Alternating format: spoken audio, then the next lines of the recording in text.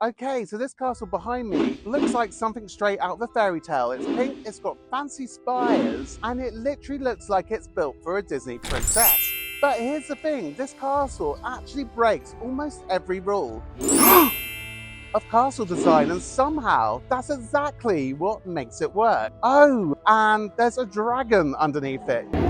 Alright, quick history lesson. When Disneyland first opened in California, they built a castle inspired by Neuschwanstein, the famous Bavarian castle. Super magical, super iconic. But here's the issue, this is France. They already have castles, like a lot of them, real ones. So if Disney just copied a real castle, it wouldn't feel magical, it'd feel kind of lame. Imagine you go to Paris and instead of the Eiffel Tower, they have a replica of the Eiffel Tower, like you'd be, just show me the real one. Instead of making this castle realistic, Disney was like, what if we just went full fantasy mode? And that's exactly what they did. Yes, there is some design inspo from the buildings and castles in France, but they went all out fantasy with it. First off, the details. This castle has golden snails climbing the towers. Why? Well, it's very French and kind of cool.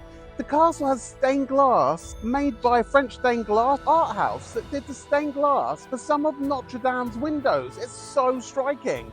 And some of these towers, they wouldn't even work structurally on a real castle, but guess what? This isn't a real castle. It's a Disney castle. It's all an optical illusion. Here's where things get crazy. This castle is only 50 meters tall. That's tiny compared to real castles, but because of some genius design tricks, it looks way bigger than it actually is. They use forced perspective. Basically, the higher up you go, the smaller the windows and bricks you get. Your brain sees that and goes, wow, that's a huge castle. But in reality, it's kind of small. And normally the tallest tower is in the back to make castle feel imposing. But here, you've got the tallest spire in front. That way it looks more dramatic when you first walk in.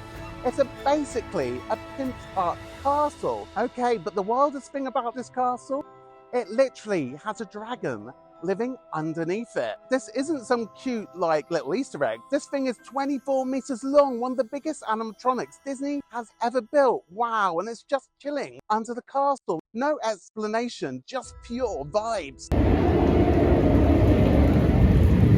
Disney really said, do you know what this castle needs? A fire-breathing monster in the basement, and honestly, it's incredible. Sleeping Beauty Castle at Disneyland Paris isn't the biggest castle, it's not the tallest, it's definitely not the most historically accurate. I mean, snails, really? But it's the most unique. Because it doesn't try to follow the rules of real castles, it makes its own rules. It also looks out of this world with fireworks, fountains, drones and projections, elevating its fantasy every night. I absolutely love it.